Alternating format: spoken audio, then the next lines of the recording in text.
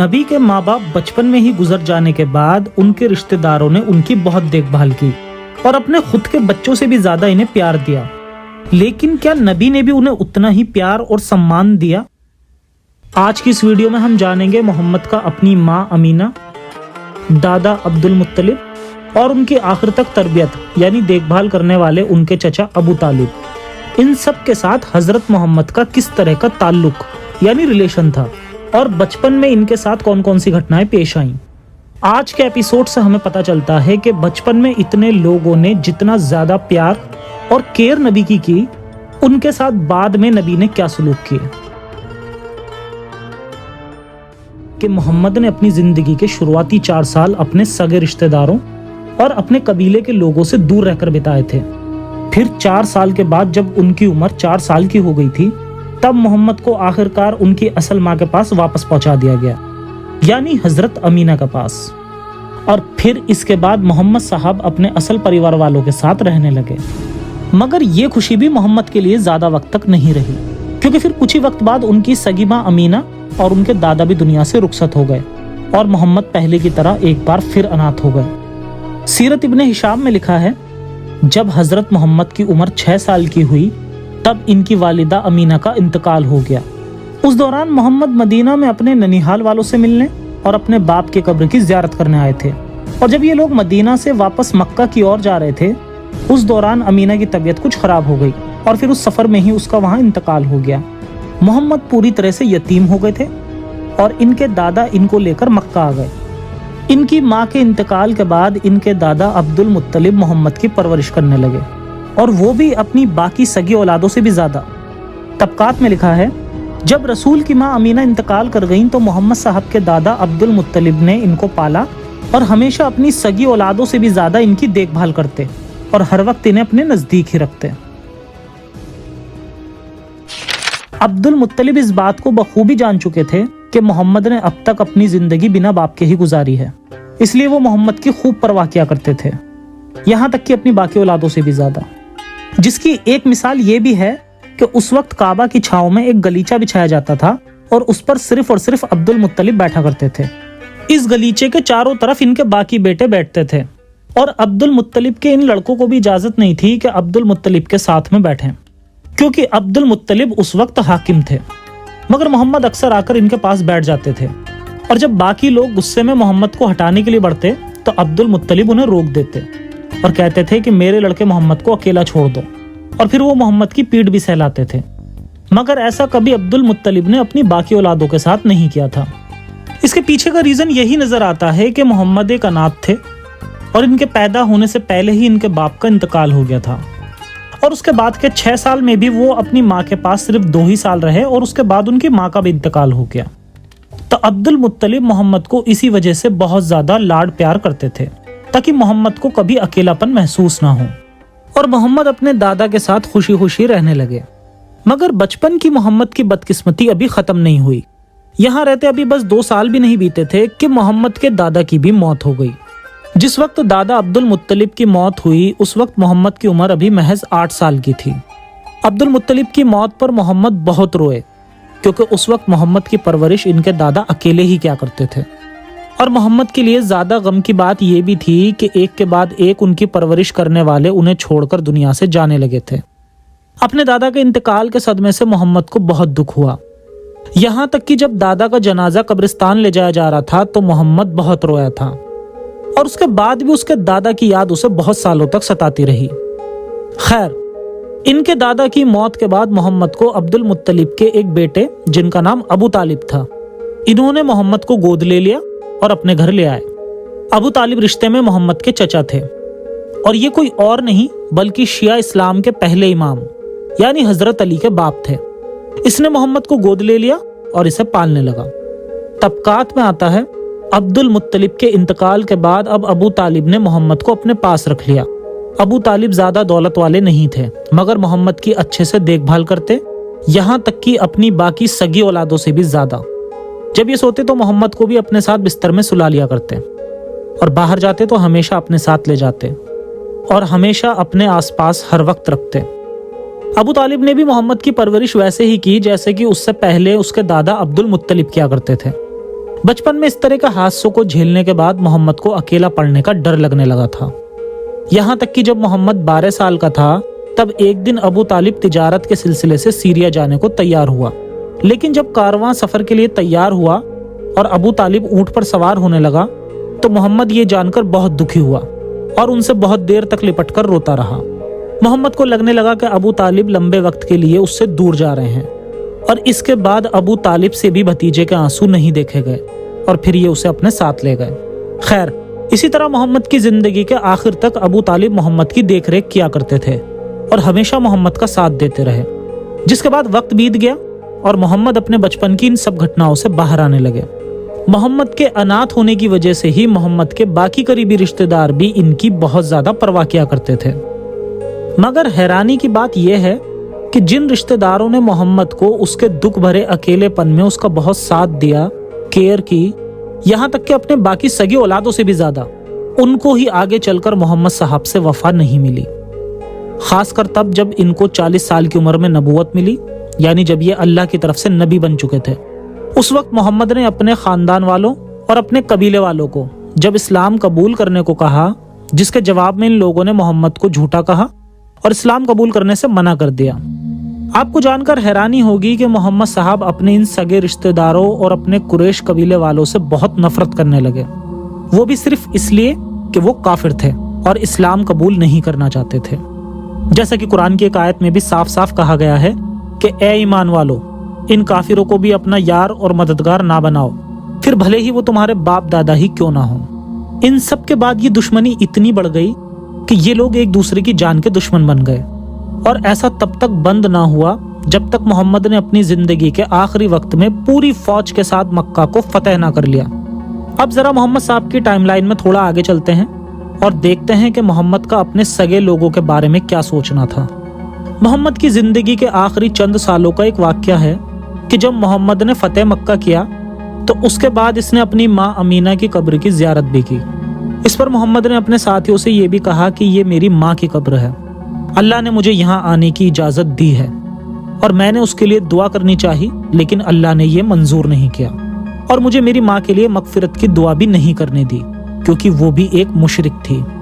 यानी अल्लाह मियाँ लोगों को यही हुक्म देते हैं कि अपने माँ और बाप के लिए भी मदद ना चाहो अगर वो लोग ईमान वाले ना हों। और अगर ये हुक्म अल्लाह की तरफ से ना होकर खुद मोहम्मद साहब की ही दिमागी उपज थी तो यकीनन मोहम्मद अपनी माँ को माफ नहीं कर पाए थे, और वो भी उनकी मौत के 50 साल बाद भी। शायद मोहम्मद के जहन में अभी भी उनके बचपन की कड़वी यादें मौजूद रही होंगी कि किस तरह उन्होंने मोहम्मद के साथ दूरी बनाई और फिर जल्द ही दुनिया से भी रुखसत हो गईं। अब देखते हैं कि चाचा अबू तालिब, जो कि मोहम्मद के करीब 40 साल की उम्र तक उनके साथ रहे, यहाँ तक कि जब मोहम्मद नबूवत का दावा करके लोगों को इस्लाम में कन्वर्ट करवाना चाह रहे थे, तब भी अबू तालिब मोहम्मद को लोगों से बचा रहे थे कि कहीं मोहम्मद की बातें सुन के लोग इन पर हमला ना कर दें, क्योंकि कई बार मोहम्मद और इनके साथी वहां के लोगों के देवी देवताओं के लिए गंदे अल्फाजों का भी इस्तेमाल कर दिया करते थे। जिस वक्त अबू तालिब इस दुनिया से रुखसत होने वाले थे तब अबू तालिब के सभी भाई उस वक्त वहां मौजूद थे। हमेशा मोहम्मद की भलाई सोचने वाले और उनकी गलतियों पर पर्दा डालने वाले अबू तालिब ने मरते वक्त भी अपने भाइयों से वसीयत की कि वो लोग मोहम्मद का ध्यान रखें, क्योंकि वो जिस नए मजहब को फैलाने के मिशन पर चल पड़ा है वहां उसे किसी भी तरह का नुकसान हो सकता है। अबू तालिब ने अपने बाकी सभी भाइयों से मरते वक्त मोहम्मद की देखभाल करने की गुजारिश की और सभी भाइयों ने अबू तालिब से वादा किया कि वे हमेशा मोहम्मद की हिफाजत करेंगे।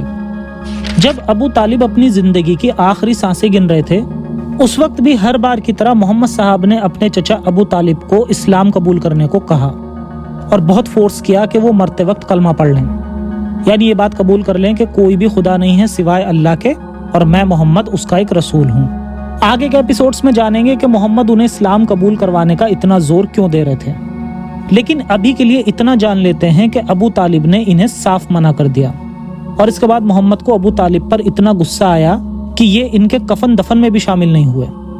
तबकात की एक हदीस में आता है कि अली, जो कि अबू तालिब का बेटा था, वो कहता है कि आपके गुमराह बुढ़ा चाचा मर गया।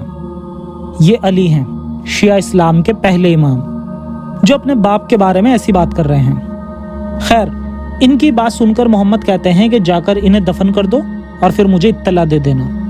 اور اس کے بعد آئندہ کبھی بھی محمد نے ابو طالب کے لیے دعا نہیں کی، کیونکہ اللہ نے انہیں ایسا کرنے سے منع کر دیا تھا۔ اسی طرح محمد کا یہی سلوک ان کے باقی رشتہ داروں کے ساتھ بھی رہا۔ مثال کے طور پر جب ابو طالب مرتے وقت محمد کی دیکھ ریکھ کرنے کے لیے اپنے بھائیوں کو وصیت کر رہا تھا، اس وقت انہی بھائیوں کے بیچ اسلام کا ہونے والا سب سے بڑا دشمن ابو لہب بھی شامل تھا۔ ابو لہب بھی محمد کا چاچا تھا اور اس نے ابو طالب سے محمد کی دیکھ ریکھ کرنے کا وعدہ بھی کیا، مگر یہ وعدہ لمبے سمے تک نہیں چلا۔ محمد نے ابو لہب اور اس کی بیوی جو کہ رشتے میں محمد کی چاچی تھی، ان لوگوں پر انہوں نے قرآن کی آیتوں کے ذریعے لعنت بھیجی اور ان کو جہنم میں دردناک عذاب کی دھمکیاں بھی دیں۔ آخر کیا وجہ بنی کہ ابو لہب جو اپنے بھتیجے محمد کی بہت پرواہ کرتا تھا اور جس نے محمد کی پیدائش کی خوشی میں اپنی غلام باندی کو بھی آزاد کر دیا تھا، آگے چل کر یہی شخص اسلام کا دشمن کیسے بن گیا؟ اس بارے میں بھی ڈیٹیل سے آگے آنے والے ایپیسوڈز میں بات کریں گے۔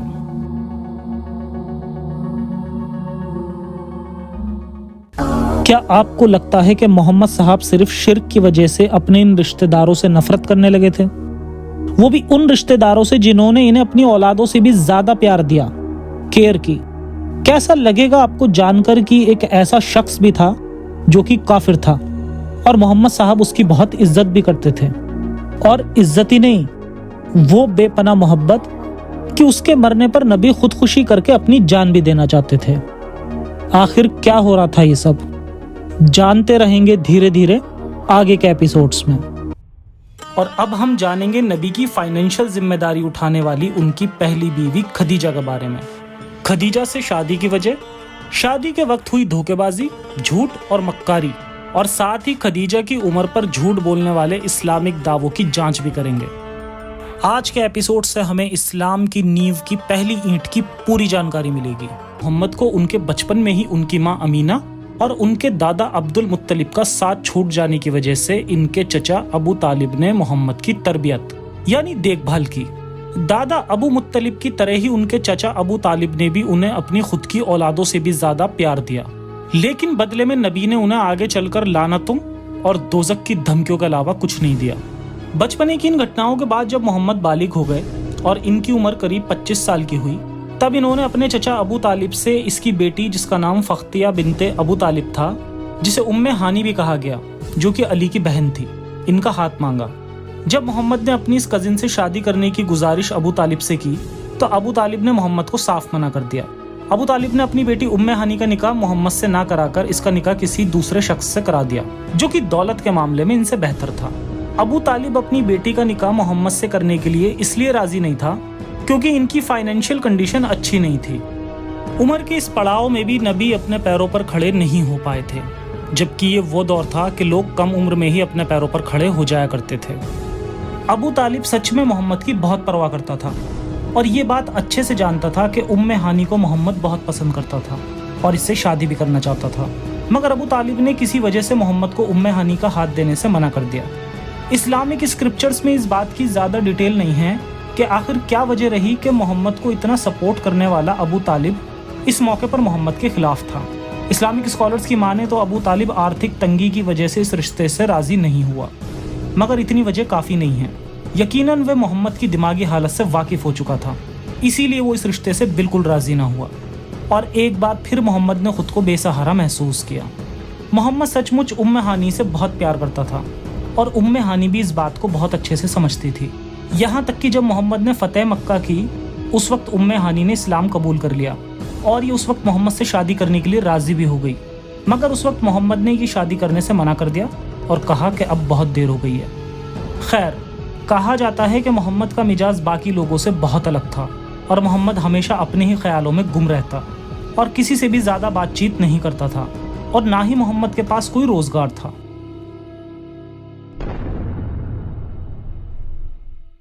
خدیجہ سے شادی۔ محمد بچپن سے ہی ابو طالب کی رکھوالی میں دیکھ ریکھ میں پل بڑھ رہا تھا، اور پھر ایک وقت وہ آیا کہ 25 سال کی عمر میں محمد کو ابو طالب نے خدیجہ کے پاس نوکری دلوائی۔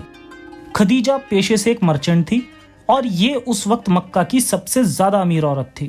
خدیجہ کی اس سے پہلے 2 بار شادی ہو چکی تھی، لیکن دونوں ہی ہسبینڈ کی ڈیتھ ہو چکی تھی۔ سیرت حلبیہ میں آتا ہے मोहम्मद के चचा अबू तालिब मोहम्मद से कहा करते थे कि मैं एक बहुत ही गरीब आदमी हूँ और लंबे अरसे से खुश्क साल चल रहा है और हमारे पास इसके अलावा कोई और रोजी रोटी का जरिया भी नहीं है जिससे हम अपना गुजारा चला सके, और ना ही हमारी कोई तिजारत है। मगर इस वक्त मक्का से हजरत खदीजा का एक बहुत बड़ा तिजारती काफिला मुल्क शाम जाने वाला है। खदीजा एक बहुत ही दौलतमंद खातून है। इसके बाद अबू तालिब ने मोहम्मद से तिजारत की तरफ इशारा किया और मोहम्मद को खदीजा का तिजारती काम करने को मनवाने लगे। अबू तालिब अपने भतीजे के बारे में जाकर खदीजा को बताते और इन्हें किसी और के बजाय मोहम्मद को तिजारत का काम सौंपने के लिए खदीजा से फरियाद करते, जिसके बाद खदीजा ने मोहम्मद को इस काम के लिए रख लिया। मोहम्मद ने खदीजा के लिए कुछ वक्त काम किया और तिजारत के साथ यमन, बसरा और सीरिया का सफर भी किया। एक बार मोहम्मद जब खदीजा के एक गुलाम के साथ सीरिया तिजारत के सिलसिले में गए, तब फिर से मोहम्मद के साथ कुछ अजीब घटनाएं पेश आईं। जैसे फरिश्ते जिब्राइल ने सीरिया के सफर में फिर से मोहम्मद के सामने दस्तक दी और बार बार एक बादल आकर मोहम्मद को तेज धूप से बचाता, जो चीज होते हुए खुद खदीजा के गुलाम ने भी देखी। मगर ताज्जुब की बात यह है कि जब अल्लाह मियाँ को अपना ये मूजज़ा दिखाने की सबसे ज्यादा जरूरत थी, यानी कुफ्फार मक्का के सामने, तब उस वक्त अल्लाह मियाँ ने भी मोहम्मद का साथ नहीं दिया और मजबूरन मोहम्मद को उस वक्त ये बहाना बनाना पड़ा कि सिर्फ कुरान ही मेरा मूजज़ा है। एक वक्त वो भी आया था कि लोग इस्लाम कबूल करने के लिए राजी थे और मोहम्मद से चीख चीख कर कह रहे थे कि अगर तुम ईसा की तरह किसी मुर्दे को जिंदा कर दोगे या मूसा की तरह समंदर के 2 हिस्से कर दोगे तो इसे देखने के बाद हम ईमान ले आएंगे। लेकिन उस वक्त मोहम्मद साहब का कोई मौजज़ा काम नहीं आया। अल्लाह मियाँ के इस तरह के कारनामे हमेशा बंद कमरे में या मोहम्मद के अकेलेपन में या सिर्फ और सिर्फ मोहम्मद के जानने वाले चंद होशियार लोगों के सामने ही होते थे। इसीलिए पूरी दुनिया छोड़कर सिर्फ और सिर्फ 4 लोगों के सामने चांद के टुकड़े होने और खदीजा के गुलाम के सामने होने वाले मौजज़ात की कहानी कितनी सच्ची होगी, इसका अंदाज़ा लगाया जा सकता है। सबसे बड़ा लॉजिक ये भी लगाया जा सकता है कि अपने प्यारे नबी को धूप से बचाता अल्लाह जंग उहुद के वक्त उनके दांत टूटने से क्यों नहीं बचा सका? क्या सिर्फ इसलिए कि वहां ज्यादा लोग थे और मौजज़ा देखने वालों की तादाद ज्यादा होती तो इस्लाम और तेजी से फैलता और इतनी मारकाट भी ना होती? तो क्या ये खुदा मारकाट से ही अपना मजहब फैलाना चाहता था, या ये खुदा था ही नहीं और मोहम्मद की खुद की सोच से पैदा एक किरदार था? खैर, ये लोग जब सीरिया से तिजारत करके आए और खदीजा को मोहम्मद के बारे में हुई इस अजीब घटनाओं के बारे में बताया गया, तो मोहम्मद का मामला देखकर खदीजा ने सारा वाकया तुरंत अपने चचेरे भाई वर्का बिन नौफाल को बताया कि किस तरह तिजारत के वक्त मोहम्मद के साथ अलग अलग घटनाएं पेश आईं। वर्का बिन नौफाल उस वक्त ईसाई मजहब कबूल कर चुका था और इससे पहले ये यहूदी रह चुका था। जब वर्का बिन नौफाल ने मोहम्मद की अजीब घटनाओं और फरिश्तों की कहानी सुनी तो तुरंत कहा कि मोहम्मद इस उम्मत का होने वाला नया नबी है। अब क्योंकि वर्का बिन नौफाल बुत परस्त होने की बजाय इब्राहिमिक मजहब को कबूल कर चुका था, जिसमें नबियों के किस्से भरे पड़े हैं कि हर नबी के पास एक खास फरिश्ता जिब्राइल हर वक्त साथ रहता है और अल्लाह का पैगाम उसके जरिए सुनाता है। तो जैसे ही उसने सुना कि मोहम्मद ने अजीब चीज़ों को देखा और सुना है, तो उसने तुरंत कहा कि ये कोई और नहीं बल्कि फरिश्ता जिब्राइल है। मगर देखा जाए तो ये सबूत मोहम्मद की नबूवत को साबित करने के बजाय उल्टा इनके नबी होने पर सवाल खड़ा करता है। जैसे अब्राहमिक मजहब में जब खुदा किसी को नबी या रसूल चुनता तो वो शख्स तुरंत जाकर अपने वक्त की बस्ती वालों को इसकी खबर देता और अपने आप को साबित करने के लिए उन्हें अलग अलग करामात भी करके दिखाता, जो कि मेरी नज़र में किस्से कहानियों से ज़्यादा बढ़कर कुछ नहीं है। मगर मान भी लिया जाए तो मोहम्मद के साथ सारी कहानी उलट हो रही थी। कितने ताज्जुब की बात है कि खुद नबी होने का दावा सबसे पहले मोहम्मद ने नहीं किया। मोहम्मद को पता भी नहीं था कि उनके साथ क्या हो रहा है, बल्कि जो कोई शख्स मोहम्मद को देखता वो यही कहता कि इन पर शैतान का साया है या इन्हें मिर्गी के दौरे पड़ रहे हैं। अगर सच में मोहम्मद नबी थे तो क्यों इन्होंने ये खबर लोगों को नहीं बताई और क्यों मोहम्मद ने कोई मौजज़ा भरे मजमे के सामने नहीं किया? मोहम्मद की बीमारी उनके साथ जिंदगी भर बनी रही और खदीजा और उसके भाई वर्का बिन नौफाल बार बार कहते रहते कि उसके पास फरिश्ता जिब्राइल आया है, जबकि खुद मोहम्मद को भी नहीं पता था कि उनके साथ क्या हो रहा है। आखिरकार जब आगे चलकर उनकी उम्र 40 साल की हो गई, तब उसे ये दावा करने पर मजबूर होना पड़ा कि उसने जो देखा वो कोई और नहीं बल्कि जिब्राइल ही था। खैर, जब वर्का बिन नौफाल ने खदीजा को बताया कि मुझे लगता है कि मोहम्मद एक होने वाला नबी है, तब तुरंत खदीजा ने मोहम्मद से शादी करने का मन बना लिया। हल्बिया में आता है, जिसके बाद खदीजा ने फौरन अपनी एक गुलाम के जरिए अपने बड़ों को इत्तला दिए बगैर खुफिया तौर पर इन्हें मोहम्मद के पास भेजा ताकि वो खदीजा के साथ शादी करने के लिए राजी हो जाएं। इन्होंने मोहम्मद के पास जाकर कहा कि ए मोहम्मद, तुम शादी क्यों नहीं कर लेते? इस पर मोहम्मद ने जवाब दिया कि भला मेरे पास रखा ही क्या जो मैं शादी करूं, यानी मैं बहुत गरीब हूं, इसीलिए अभी शादी नहीं कर सकता। इसके जवाब में कहा कि क्या हो अगर आपको मालो दौलत के साथ साथ खूबसूरत और इज्जतदार औरत खुद ही आपके निकाह में आ जाए, तो क्या आप कबूल करेंगे? इस पर मोहम्मद ने पूछा कि भला वो कौन है? इन्होंने कहा कि खदीजा आपसे निकाह करना चाहती हैं। फिर मोहम्मद ने जवाब दिया कि वो तो दौलतमंद खातून हैं, जबकि मैं तो नादान, गरीब और यतीम हूँ। और इसके बाद ये शादी करने के लिए तैयार हो जाते हैं। जब खदीजा और मोहम्मद की शादी की खबर मोहम्मद के चचा अबू तालिब को बताई गई, तब ये हैरान हो गए कि यतीम मोहम्मद से खदीजा शादी करना चाहती हैं। फिर इन्होंने फौरन इस रिश्ते के लिए हाँ बोल दिया, जिसके बाद इनसे कहा गया कि आप कल हमारे घर निकाह के लिए फला वक्त तशरीफ ले आइए।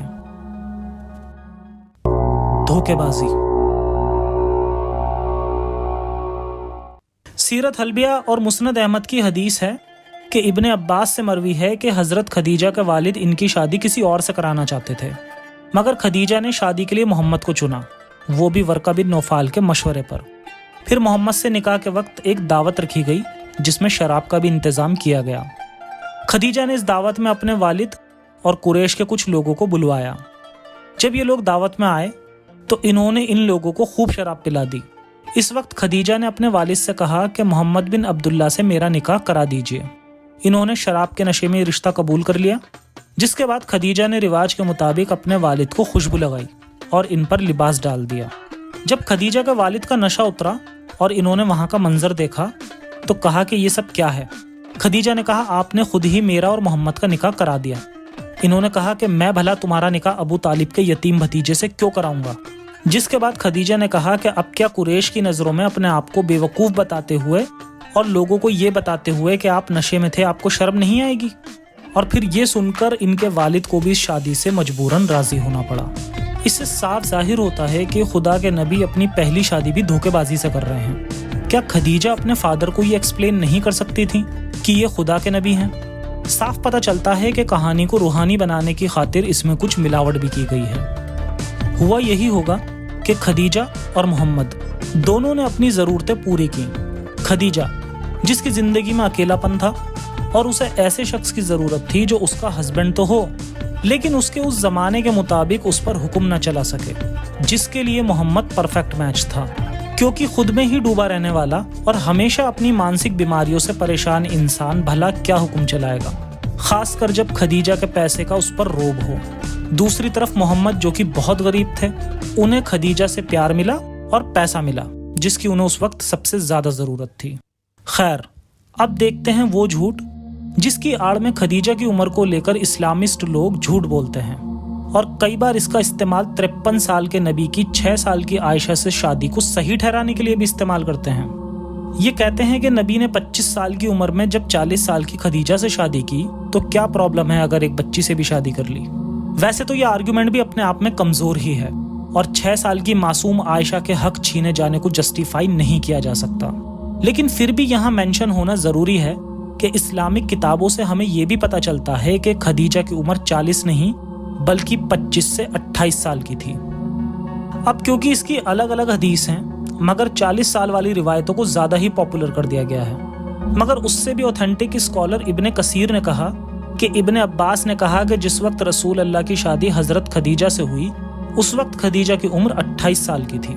और ये बात लॉजिकल भी लगती है क्योंकि इस शादी के बाद रसूल से खदीजा के करीब 6 बच्चे हुए और एक 40 साल की लेडी के लिए तकरीबन 6 बच्चों को जन्म देना आसान नहीं है। खदीजा इस्लाम की शुरुआत की एक बहुत अहम कड़ी है। वो उस वक्त की सबसे सफल बिजनेस वुमेन ऐसी ही नहीं थी। हालांकि ये भी नहीं कहा जा सकता कि खदीजा ने इस्लाम की शुरुआत करवाई ताकि वो पैसे कमा सके। दरअसल खदीजा ने अपने भाई वर्का बिन नौफाल के साथ मिलकर ये खेल केवल इसलिए खेला ताकि मोहम्मद को इस बात का एहसास ना हो कि वो एक मेंटल पेशेंट है, मोहम्मद कहीं दुख से सुसाइड ना कर लें। सिर्फ इसलिए खदीजा ने ये सब किया। खदीजा ने अपने मरते दम तक मोहम्मद का साथ दिया और इनके हर पागलपन को फरिश्ते की तामिल और खुदा के आदेश से जोड़ा। शुरुआत में खदीजा के हाथों शुरू हुआ ये खेल कुछ खतरनाक लोगों के हाथ चढ़ गया और फिर जो हुआ वो कभी खदीजा ने अपने सपने में भी नहीं सोचा होगा कि ऐसा होगा। जुड़े रहें इस सीरीज के साथ और देखेंगे कि कैसे धीरे धीरे ये सब एक मजहब का रूप लेने लगा।